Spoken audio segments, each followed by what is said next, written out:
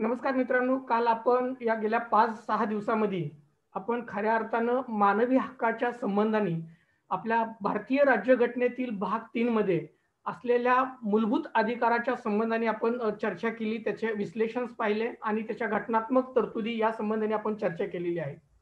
आता आज आपण या भागामध्ये पाहणार आहोत की 10 डिसेंबर 1948 रोजी संयुक्त राष्ट्र संघाच्या वतीनं जो जाहीरनामा घोषित करण्यात आला, हा मानवी हक्काचा जाहीरनामा याच्या संबंधीच्या असणाऱ्या तरतुदी या अंगलने आपण आज चर्चा करणार आहोत.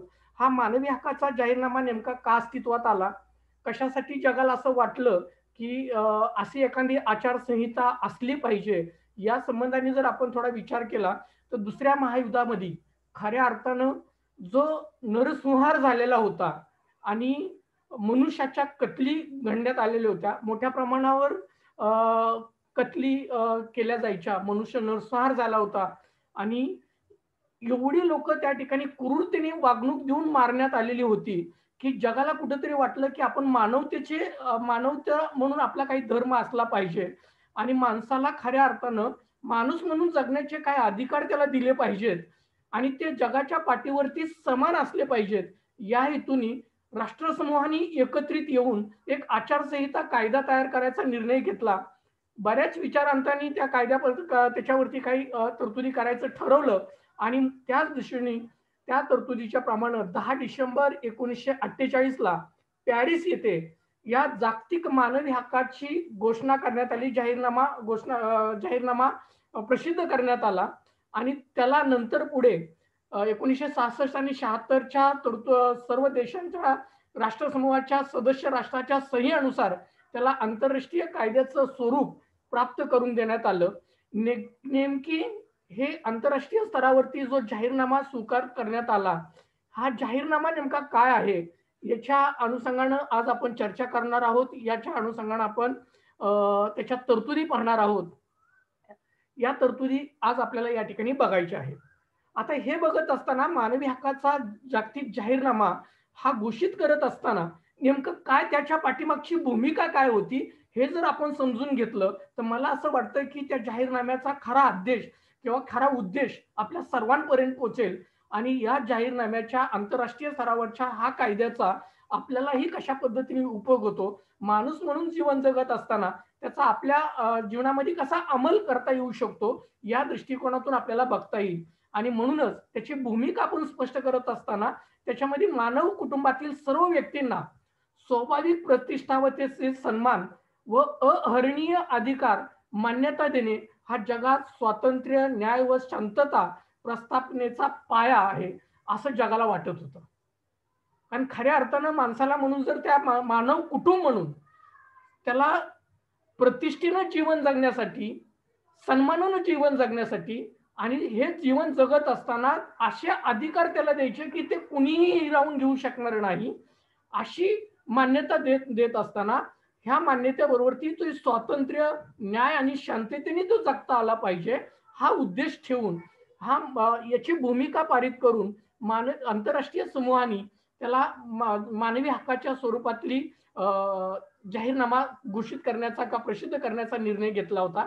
या जाहीरनाम्याच्या पाठीमागची भूमिका त्याची होती आणि ही भूमिका करत असताना ज्या अर्थी मानवाधिकाराची अवहेलना, अपप्रतिष्ठा झाल्याने माणूस कृत्य घडून अमानुष्य कृत्य घडून आली आणि त्या मानव जातीच्या सस्यत विवेक बुद्धीवरती आघात झाला आहे आणि म्हणूनच मानवांना भाषण स्वातंत्र्य, श्रद्धा स्वातंत्र्य याचं चांगल्या पद्धतीने उपभोग घेता येईल व भीती वितरित त्याचं जीवन आणि यातनापासून त्याची मुक्तता होईल अशी जगाची उभारणी करणं ही सर्वसामान्य लोकांच्या आकांक्षा आहेत.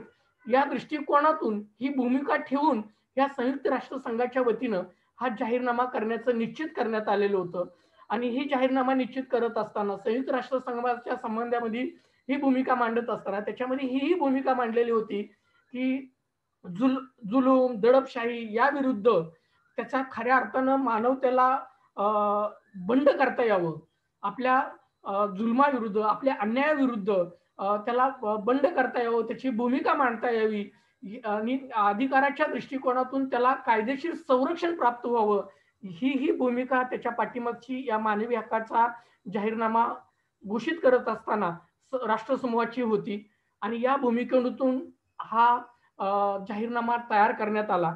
या जाहीरनाम्याची एकूण 30 कलम त्याच्यामध्ये ठरवण्यात आली आणि नेमकी ही 30 कलम काय आहेत हे आपल्याला आज बघायचं आहे. आज चर्चा करत असताना मानवी हक्काच्या दृष्टिकोनातून खऱ्या अर्थानं आंतरराष्ट्रीय जगाच्या पाठीवरती तुम्ही कुठेही गेलात तरी हा मानवी हक्क हे सगळ्यांनाच त्या मानवी हक्कांचा उपयोग घेता येईल, त्याच्या पद्धतीने जीवन जगता येईल अशा पद्धतीचा हा तो जाहीरनामा आहे.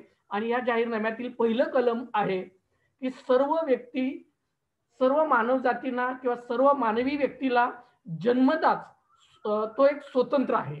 सर्व कुठलाही व्यक्ती एकदा जन्माला आला तो स्वतंत्र म्हणून जन्माला आलेला आहे. तो गुलामगिरी म्हणून किंवा गुलाम म्हणून कधी जन्माला येऊ शकत नाही. ही त्याच्या पहिल्या कलमातले म्हणजेच सर्व मानवी व्यक्ती जन्मजात स्वतंत्र आहे. त्यांना समान प्रतिष्ठा व समान अधिकार आहेत. त्यांना विचारशक्ती, सत्सुयोग बुद्धी लाभलेली आहे व त्यांनी एकमेकाशी बंधुत्वाच्या भावनेने आचरण करावे. हा पहिलं आंतरराष्ट्रीय मानवाधिकार जाहीरनाम्यातलं पहिलं कलम आहे. आता याच्यामध्ये लक्षात आलं की जन्मताच तो व्यक्ती स्वतंत्र आहे, याचा अर्थ तो गुलामगिरीमध्ये जीवन जगत नाही आणि हे जन्मजात स्वतंत्र असताना त्याला समान प्रतिष्ठा, समान अधिकार आहे हे लक्षात घ्या. कुठल्याही नागरिकाला की एखादा नागरिक अतिशय श्रीमंत घरात जन्माला आलाय म्हणून त्याला काही वेगळे अधिकार दिले पाहिजेत अशातला भाग नाही, किंवा त्याला वेगळे अधिकार मिळतात का तर नाही. मग तो कुठल्याही जाती धर्मात, कुठल्याही पंथात किंवा कुठं कसाही जन्माला आला असेल तरी त्याला समान अधिकार आहेत, समान प्रतिष्ठा आहे.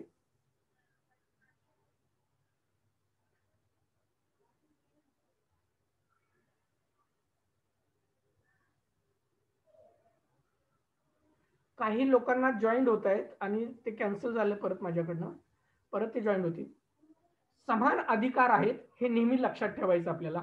आणि म्हणून त्याच्या विचारशक्ती अनुसार, त्याच्या बुद्धी अनुसार त्याला स्वतःचं आचरण करता येईल, त्याला एकमेकाशी बंधुतेने आणि बंधुतेच्या भावनेने वागता येईल, हे त्याचं महत्वाचं उद्दिष्ट पहिल्या आपल्या कलमामध्ये सांगितलेलं आहे. आता दुसऱ्या कलमामध्ये त्याच्यामध्ये काय सांगितलेलं आहे, जाहीरनाम्यातलं दुसरं कलम, या जाहीरनाम्यात नमूद केलेले सर्व अधिकार हे सर्व प्रकारचे स्वातंत्र्य प्रत्येकास आहे व त्या बाबतीत वंश, वर्ण, स्त्री पुरुष भेद, भाषा, धर्म, राजकीय, इतर मत प्रणाली किंवा राष्ट्रीय किंवा सामाजिक मूलस्थान, संपत्ती, जन्म किंवा इतर दर्जा यासारख्या कोणताही भेदभाव केला जाणार नाही. जाहीरनाम्यातलं आंतरराष्ट्रीय मानवाधिकाराच्या वैश्विक जाहीरनाम्यातलं दुसरं कलम आपल्याला असं सांगतं की या कलमामधले जे सगळे अधिकार आहेत हे अधिकार प्रत्येकाला समान आहेत. त्याचं स्वातंत्र्य उपभोगण्याचं प्रत्येकाचा अधिकार हा समान आहे आणि हे अधिकार उपभोगत असताना त्याच्यावर कुठलाही भेदभाव केला जाणार नाही. मग हा भेदभाव वंश, वर्ण, स्त्री पुरुष किंवा भाषा, धर्म, राजकीय, इतर मत प्रणाली किंवा राष्ट्रीयत्व या आणि किंवा त्याचं सामाजिक मूलस्थान, संपत्ती किंवा जन्म याच्या दर्जावरनं त्याला यासारख्याचा पद्धती वापर करताना कुठलाही भेदाभेद केला जाणार नाही, हे दुसरं कलम आपल्याला सांगतं. आता आणखी या कलमामध्ये आपल्याला काय म्हटलं जातं तर आणखी असे की एखादी व्यक्ती ज्या देशाची किंवा प्रदेशाची रहिवासी असेल त्या देशाच्या किंवा प्रदेशाच्या, मग तो देश किंवा परदेश स्वतंत्र असो, विश्वस्त व्यवस्थेतला असो किंवा स्वतंत्र शासन नसलेला असो किंवा कोणत्याही प्रकारच्या सार्वभौमत्व खालील असो, राजकीय क्षेत्राधिकार किंवा आंतरराष्ट्रीय दर्जाच्या कारणास्तव कोणताही भेदाभेद करता येणार नाही. मग हे अधिकार वापरत असताना आता हे जगाच्या पाठीवरचे अधिकार आहेत, आपण आंतरराष्ट्रीय स्तरावरच्या वैश्विक जाहीरनाम्याची बात करत आहोत आणि हे अधिकार वापरत असताना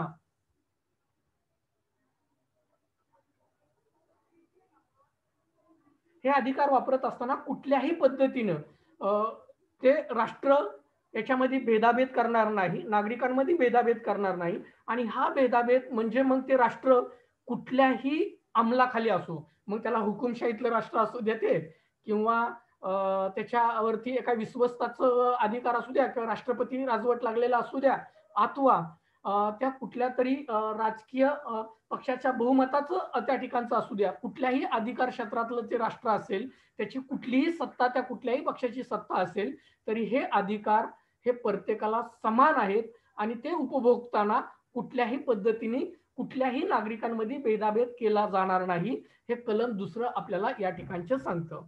आता तिसऱ्या कलमामध्ये काय सांगितलेलं आहे, तर प्रत्येकात जगण्याचा, स्वातंत्र्य उपभोगण्याचा व सुरक्षित असण्याचा अधिकार आहे.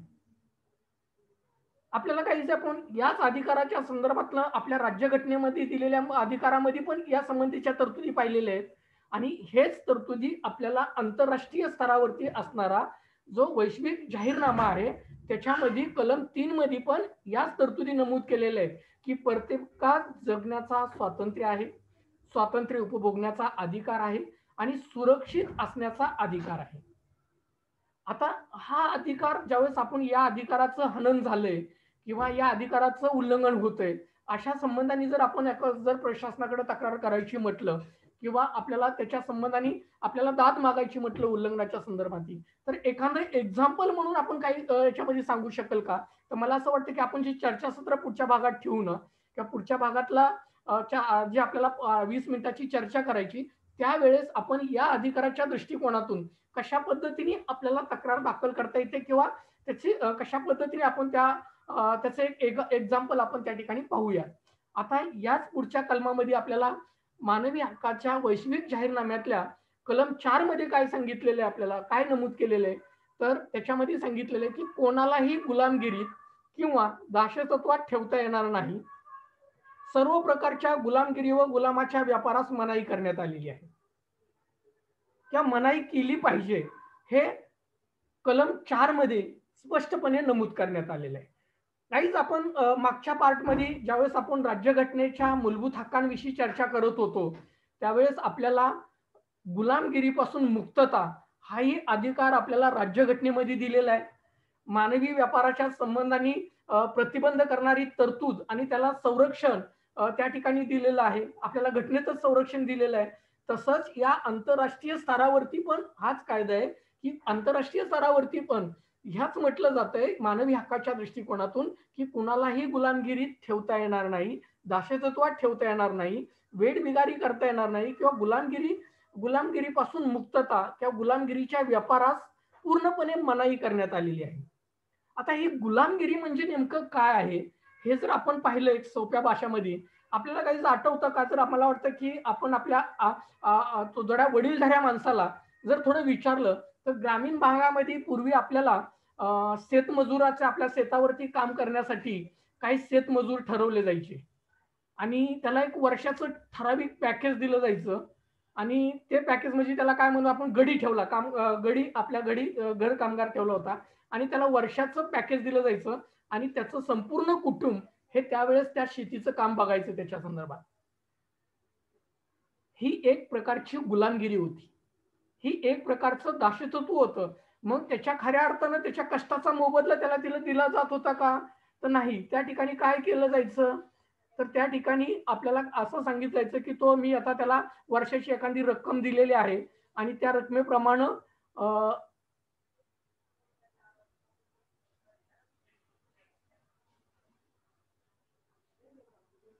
मला वाटतं झूम कडनं काहीतरी मेसेज सारखा येतोय. काय आवाजामध्ये अडचणी नाहीत ना काही येत आपल्याला? नाही आवाज क्लिअर येतोय. आवाज क्लिअर येतोय सर. आवाज क्लिअर येतोय. ओके आवाज क्लिअर आहे सर. ठीक आहे. सगळ्यांचे बंद ठेवा, माईक सगळ्यांचे बंद ठेवा परत एकदा. तर ही गुलामगिरी ही सगळ्यात मुक्तता आपल्याला आंतरराष्ट्रीय स्तरावरती पण गुलामगिरीपासून मुक्तता ठेवलेली आहे. म्हणजेच आता कुणालाही गुलामगिरीत ठेवता येणार नाही, दासत्वात ठेवता येणार नाही आणि या संबंधीचं आपल्याला वेळोवेळी कायदे करण्यात आलेले आहेत. आपल्या राज्यामध्ये त्याच्या संबंधीचे कायदे आहेत आणि हे कायदे नेमके काय आहेत हे आपण पुढच्या भागात पाहूयात. पण आज आपण जे पाहत आहोत तर जागतिक मानवी हक्काच्या जाहीरनाम्यातल्या कलमाच्या तरतुदी. आता याच्यामधला 5वं कलम आपल्याला काय सांगतं माहितीये? हे 5वं कलम जे सांगतं ते कोणाचाही छळ करता कामा नये किंवा त्यास क्रूर किंवा अमनुष्य किंवा कमीपणा असणारी वागणूक किंवा शिक्षा देता कामा नये, हे स्पष्टपणे याच्यामध्ये नमूद केलेलं आहे. जसं आपल्या राज्यघटनेच्या कलमामध्ये नमूद केलेलं आहे, मूलभूत हक्क आपण पाहिलेले आहेत, परत परत ते सांगण्याची आवश्यकता नाही, कारण त्या मूलभूत हक्काच्या तरतुदी आपण पाहिल्या होत्या.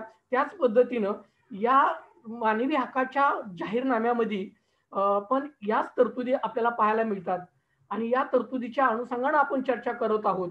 आणि ही चर्चा करत असताना आपल्याला जाहीरनाम्याचं 5वं कलम आपल्याला हेच सांगतंय की कुणालाही दासत्वात ठेवता येणार नाही किंवा कुणालाही गुलामगिरीत ठेवता येणार नाही किंवा कुणाचाही छळ करता कामा नये किंवा त्याच क्रूरतेची, अमानुष्य किंवा कमीपणा आणणारी वागणूक त्याला देता कामा नये.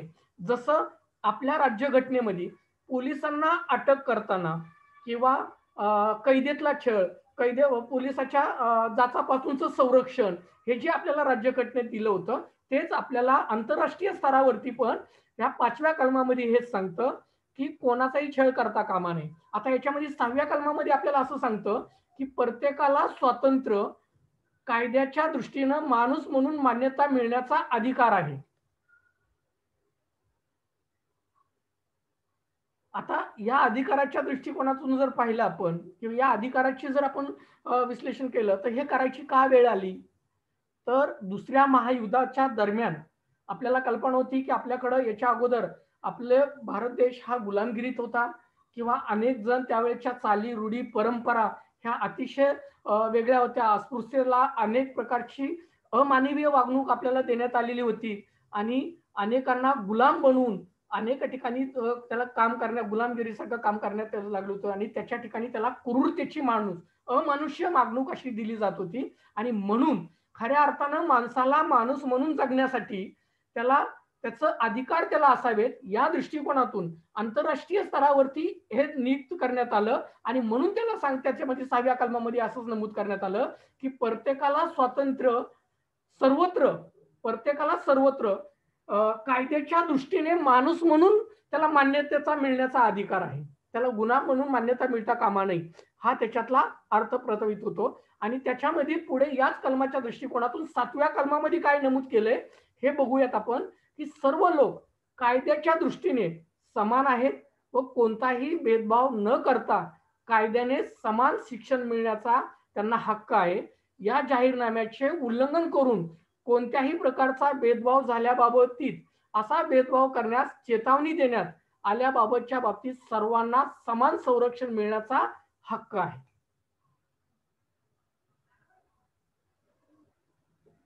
या हक्काप्रमाणे परत एकदा मी आपल्याला सांगतो की या हक्कामध्ये स्पष्टपणे नमूद केलेलं आहे की सर्व लोक कायद्याच्या दृष्टिकोनाने समान आहेत, कोणताही भेदभाव न करता कायद्याचे समान संरक्षण मिळण्याचा हक्क आहे प्रत्येकाला. या जाहीरनाम्याचे उल्लंघन करून कोणत्याही प्रकारचा भेदभाव झाल्याबाबतीचा वा असा भेदभाव करण्यास चेतावणी दिल्या असल्या बाबतीचा सर्वांना संरक्षण मिळण्याचा हक्क आहे.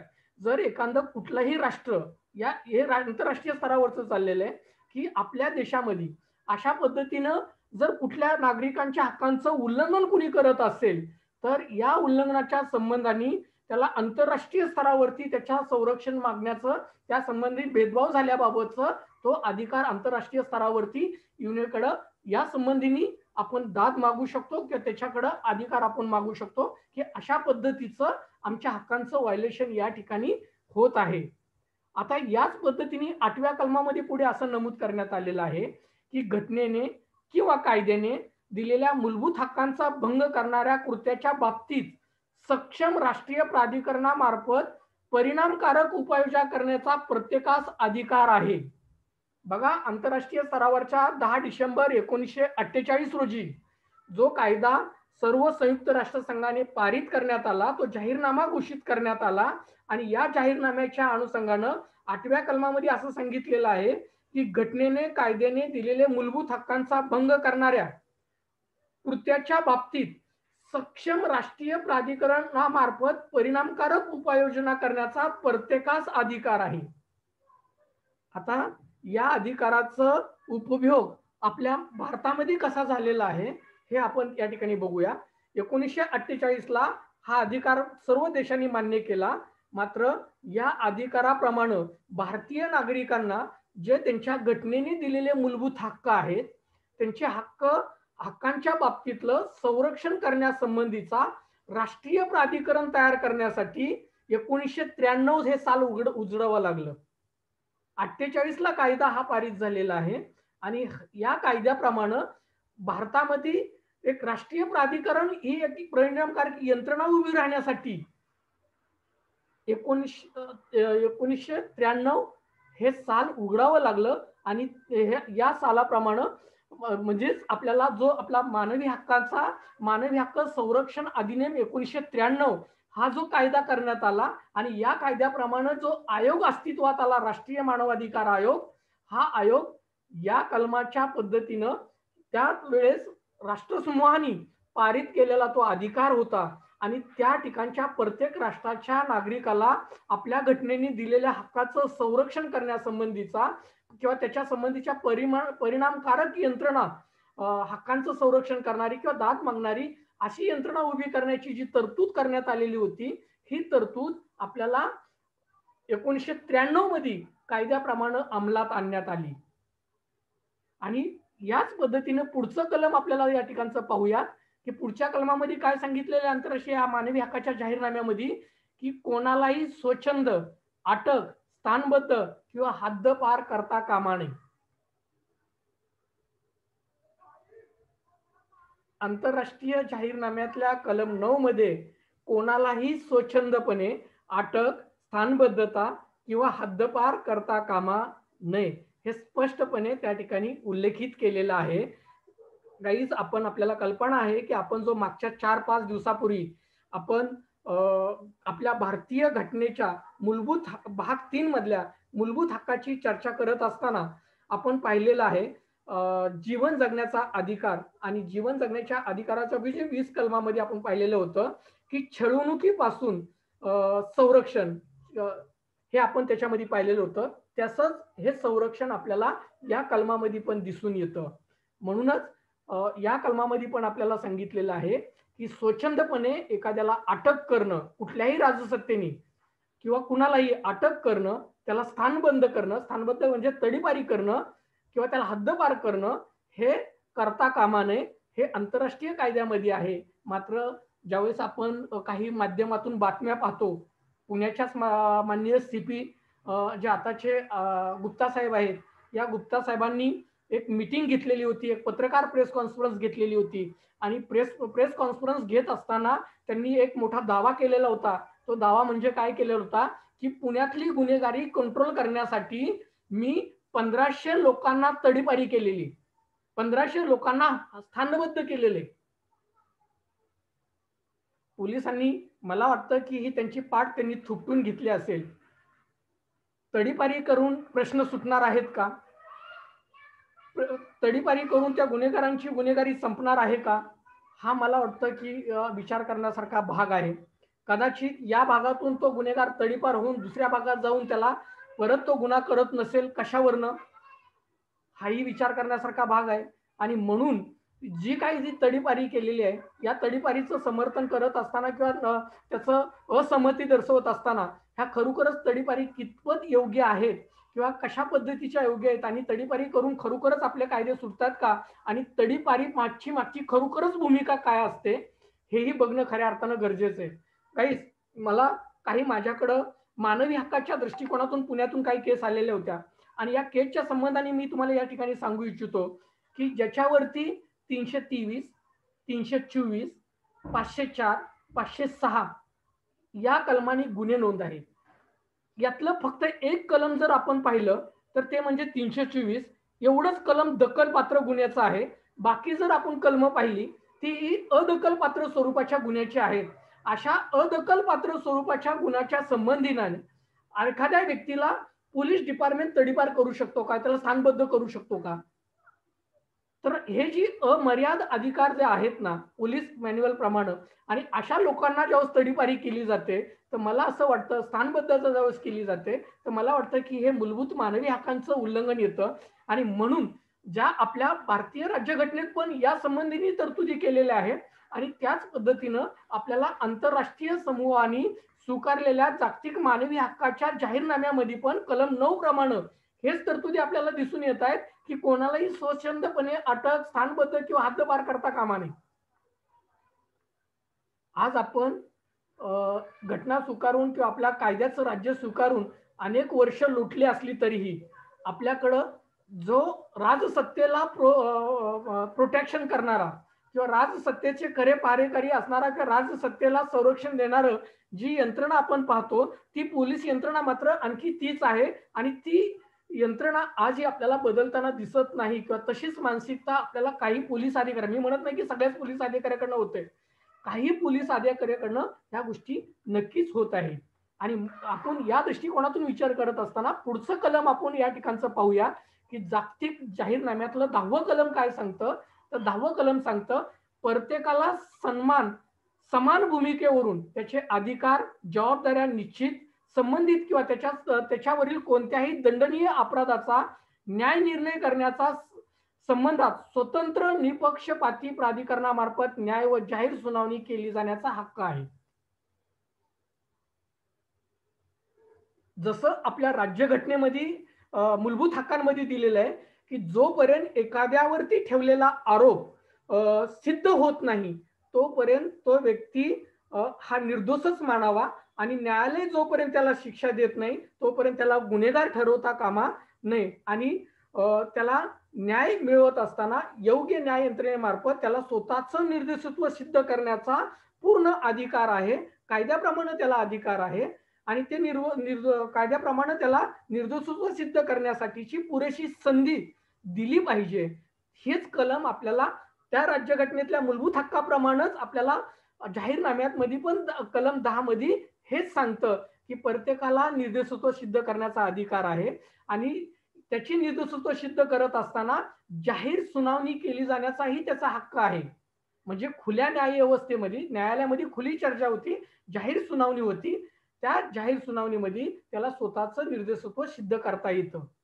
हे कलम 10 मध्येही आपल्याला जाहीरनाम्यामध्ये सांगण्यात आलेलं आहे. गाईज, जर या लिंक मधलं 3 मिनिट बाकी आहेत, या लिंक मधनं जर आपला टाइम संपला आणि ही लिंक मध्येच बंद पडली तर पुन्हा त्याच लिंक मध्ये ऍड व्हा, त्याच लिंक मध्ये पुन्हा एकदा एंटर व्हा आणि आपण हा जाहीरनाम्यांचा पूर्ण पाठ संपवून मग आपल्याला पुढच्या पाठकडे जात असताना आपल्याला हे शिकायचं आहे की जे मानवी हक्क आणि आपल्या घटनेने दिलेले मूलभूत हक्क आणि जाहीरनाम्याचे हक्क या दोन्हीची सांगड घालून जर एखाद्यावरती अन्याय झालाय अशा संबंधाने मानवाधिकार कार्यकर्ते म्हणून तुम्ही समाजामध्ये वापरत आहात, सामाजिक कार्यकर्ते म्हणून तुम्ही समाजामध्ये वावरत आहात किंवा समाजाला योगदान देत आहात, अशा लोकांची जर एखादी तक्रार आपल्याकडं तुम्हाला दिसली की तुमच्या समोर अन्याय होत असेल आणि अन्यायाच्या बाबतीत कुणी तुम्हाला मदत मागत असेल तर त्याच्या संबंधीनं तक्रार कशा ड्राफ्ट करायच्या या संबंधीने आपण पुढच्या भागात पाहणार आहोत.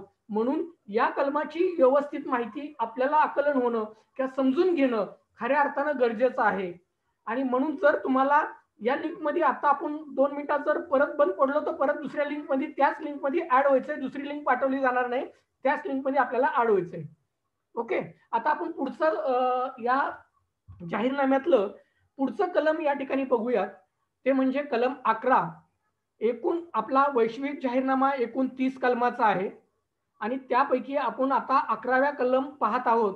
हे 11वे कलम आपल्याला काय सांगतंय की दंडनीय अपराधाचा आरोप ज्याच्यावर ठेवण्यात आला आहे अशा प्रत्येक इसमास जाहीर न्याय चौकशीत तो दोषी असल्याचे सिद्ध होईपर्यंत तो निरपराध आहे असे गृहीत धरले जाण्याचा अधिकार आहे. अशा न्याय चौकशी त्याच्या बचावासाठी आवश्यक असलेली सर्व प्रकारची हमी त्यास देण्यात आलेली आहे. लक्षात आलं आपल्याला? या कलमाने आपल्याला असं सांगण्यात आलेलं आहे की जर तुमच्यावरती एखाद्यानी अतिशय दंडनीय अपराधाचा गुन्हा नोंद केलेला आहे की ज्याच्यात तुम्हाला जीवन कारावास होऊ शकतो, त्याच्यात तुम्हाला जेल होऊ शकते, तुम्हाला शिक्षा भोगावी लागू शकते, असा आरोप तुमच्यावर ठेवलेला असेल तर अशा आरोपीला, अशा व्यक्तीला तो निर्दोषत्व असल्याचा किंवा निर्दोष असल्या दोषी असल्याचं सिद्ध होईपर्यंत तो निर्दोष आहे असं मानण्याचा अधिकार त्याला आहे.